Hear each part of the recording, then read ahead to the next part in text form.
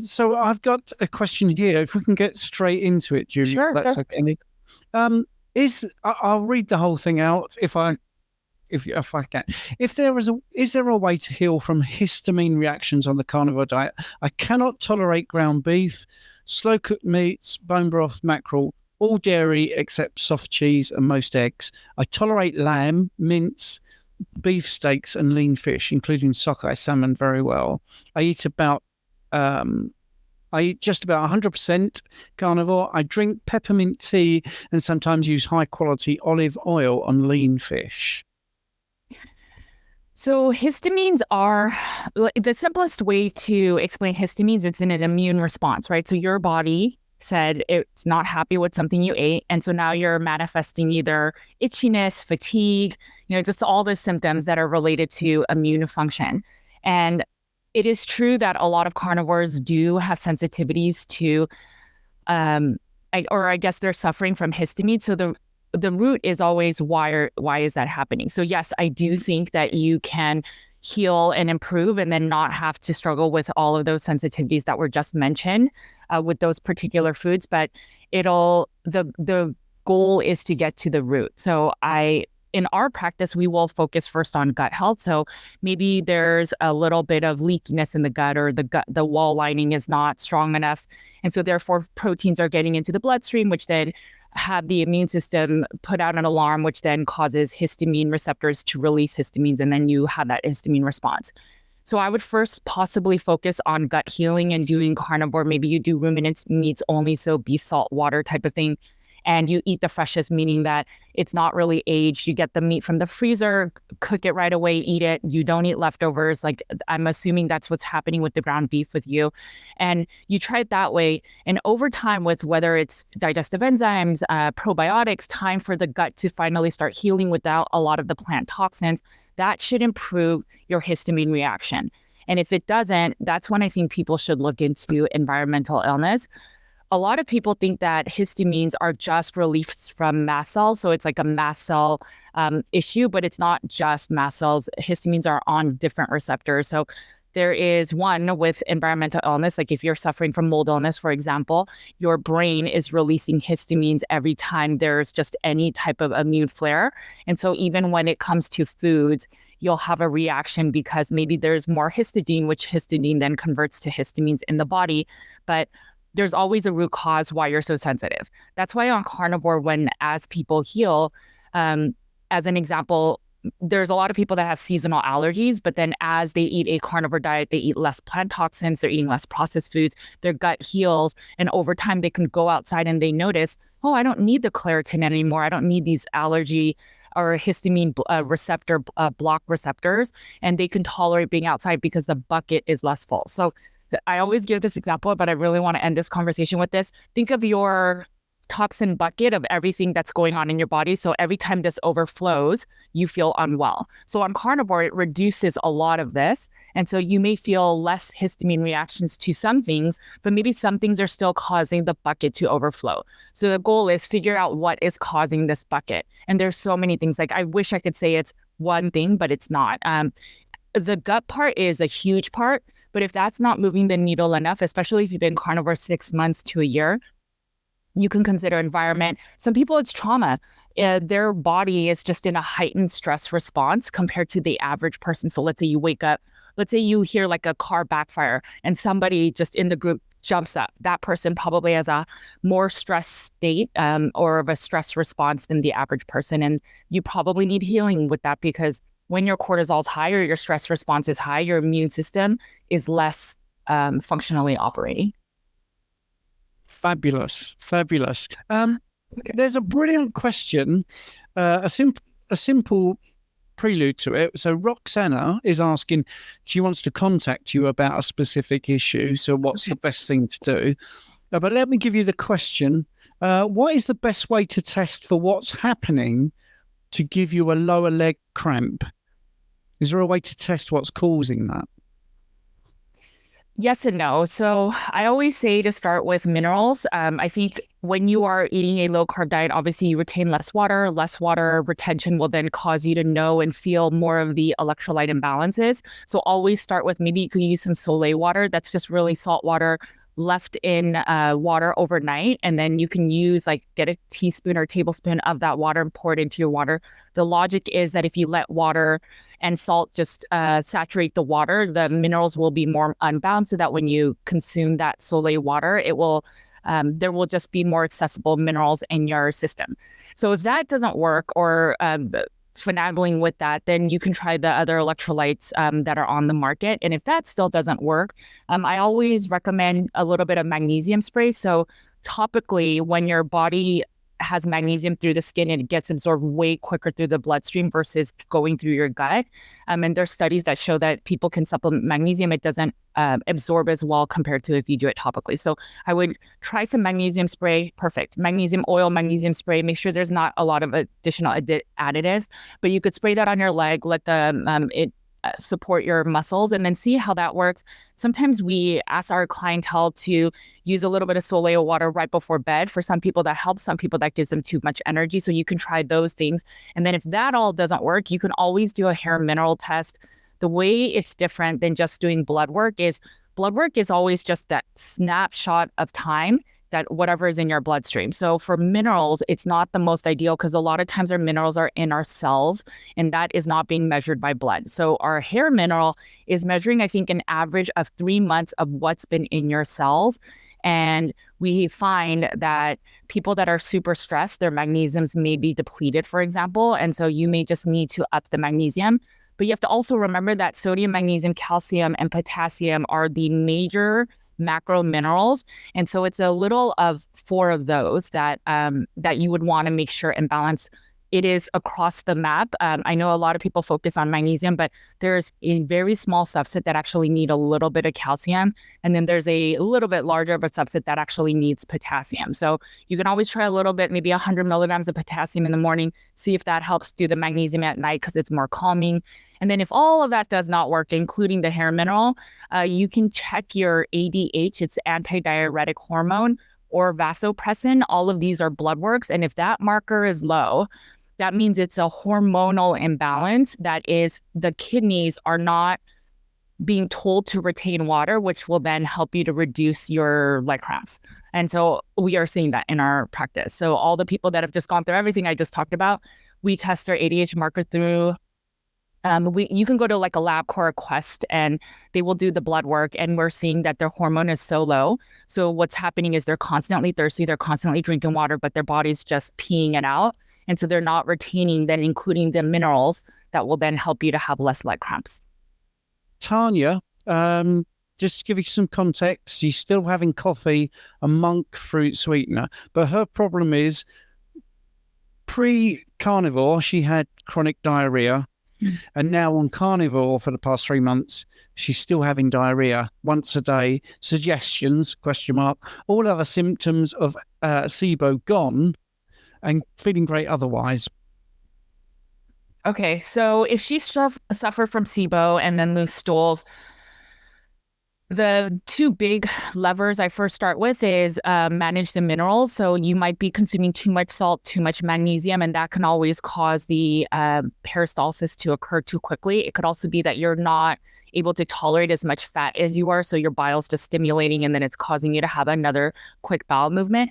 I would use a food and mood journal here. That would be my best recommendation. And I would write down like what you're eating every day, which is then causing you to have a loose stool. So is it that you have a ribeye with some butter, and then that's causing you within 30 minutes to an hour have a loose stool or a bowel movement right then? It's probably that you're eating too much fat in that meal. And then I would see, what meals are you not having loose stools or having less loose stools? And maybe you focus on those foods or those specific meats and whatever fish or eggs you may be eating. And you may want to stick to that. And then I think it's the important thing is to reduce the loose stools, because that is depleting of your nutrients, your minerals. And so the goal is to get to less loose stools. See if maybe it's a meal timing thing, or maybe it's a certain type of cut that you have to eat for a while. And then as you heal, you can start to see, can you introduce something else? Maybe for higher fat, if you realize it's the fat that's bothering you, maybe you use some digestive enzymes, use some lipase, use some ox bile, and see what is causing the imbalance, because there's something there that's causing the loose stools. Try to regulate it that you don't have loose stools anymore. And then from there, see what you can add back. And the best way to do that is no YouTube video, no podcast. It's really your own body's biofeedback. And you'll know that by doing a food and mood journal. How did you discover these remedies? So when I wrote my book, it was just in a perfect world. Here's like everything based on science, based on what you can do. But then you get the harder cases and they challenge you on every single thing that you believe, right? And that's where I come out with all this nuanced content, because we work with some of the most challenging, and it's exciting, it's exhausting, but we have to keep doing research to refine the diet. And then if we fix all or support and heal all the people that are the most sick or nuanced or on the fringes, then we could help everybody that's in the main part of the carnivore diet. And that's why I have all these nuanced answers. And I know for some people that just listen to my channel, they're like, this is way too complicated. And you're right. I may not be the right first step for you, but there's all of this other great content that you can follow first. But when carnivore isn't working enough, that's where we shine. Yeah, your book is amazing, The Carnivore Cure. I'm really, really so impressed. And I've mentioned it to other people that have come on, actually, because you do go deep and, talk about food dyes and colours and everything. And I think this is really underestimated, because when people come to carnivore and they expect that magic wand, I'm really fit now, and then maybe they're a little bit disappointed. There are so many other factors that are nothing to do with nutrition, and it could be, well, we talk about nutrition, food dyes, which I don't call nutrition, additives, but then you talk in epigenetics and the environment, and you really go into it, and it's a really fabulous book. And I think you narrate the audio book. I think it is actually you that does that. So it's pretty good. Right. Judy, what vitamins and minerals besides magnesium might be best to absorb via our skin rather or orally? That's a good question. I've never actually looked into that. I know that there are companies that sell patches for nutrients. So, for example, kids that can't swallow vitamins at a young age, they could stick a patch on for a certain type of illness. So let's say they have a virus and maybe they just need some extra nutrients. I have not done the research in terms of certain vitamins beyond magnesium that would be best absorbed through the skin. So my logical brain just goes to, there are upper limits of risk of certain vitamins and minerals being in excess, and there's risk with that. So I guess if you were to try topically, I would just make sure that some of the nutrients in those don't have upper limits, because when it goes through your digestive tract, there might just be less absorption just because it goes through the digestive tract. Some of it gets killed off. If you cooked it, there might be some nutrients depleted that way. Whereas if it's topical, I don't know if it just goes straight into the bloodstream as it does with magnesium. And so that would be my only concern. But to answer that specifically, I'm not sure. But I'm going to look into that. That is, I never thought about that. Can I say one more thing about the question? Because I always wonder, like, where is the question coming from?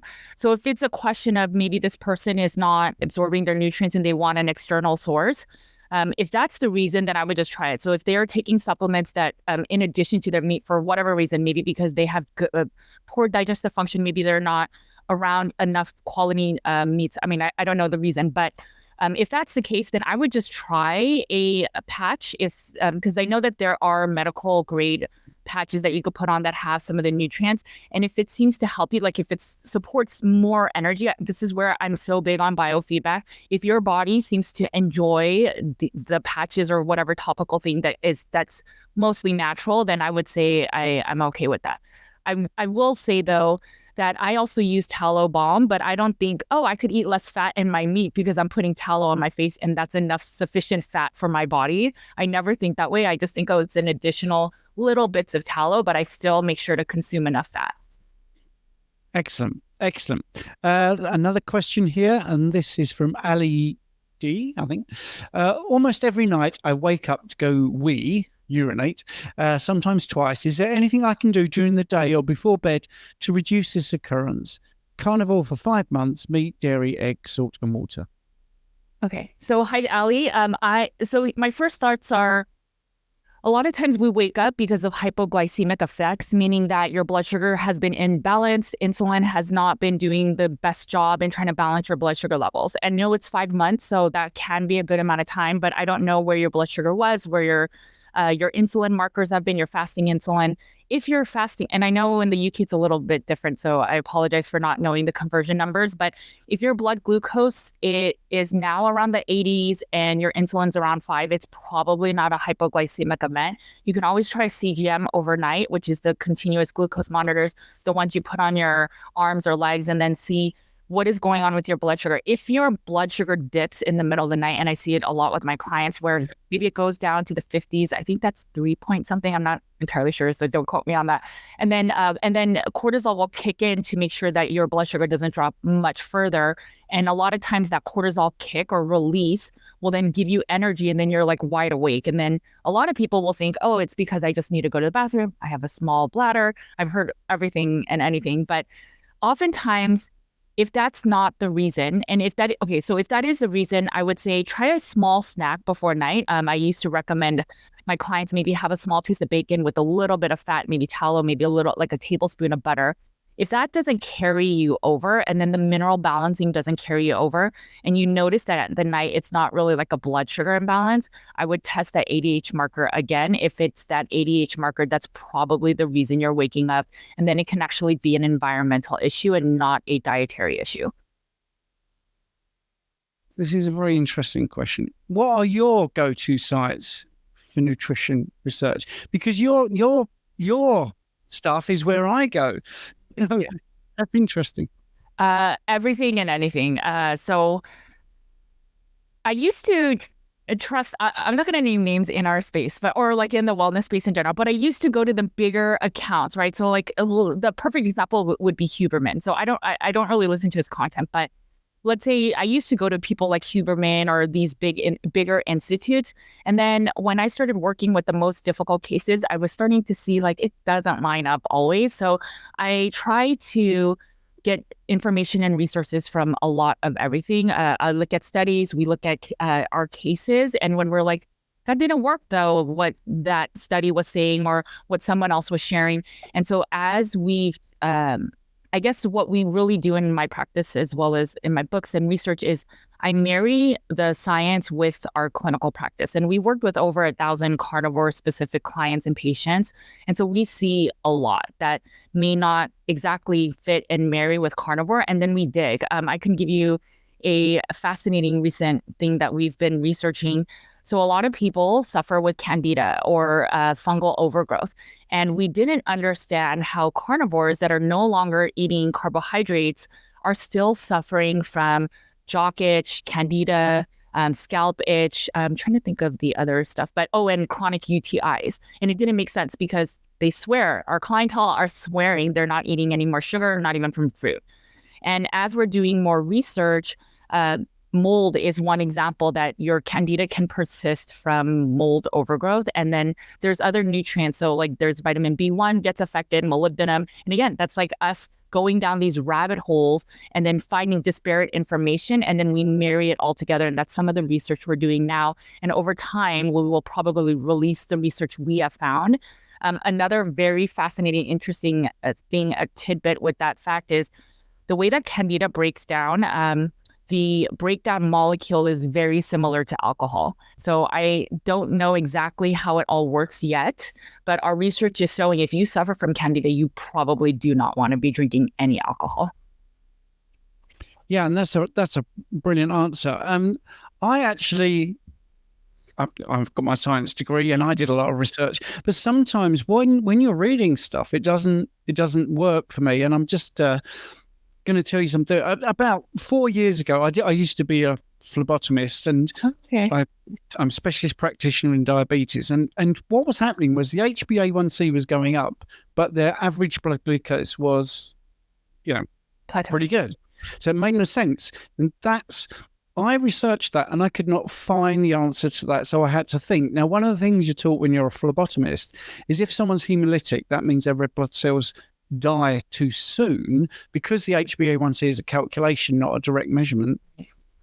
you're told to ignore the HbA1c because it's artificially low.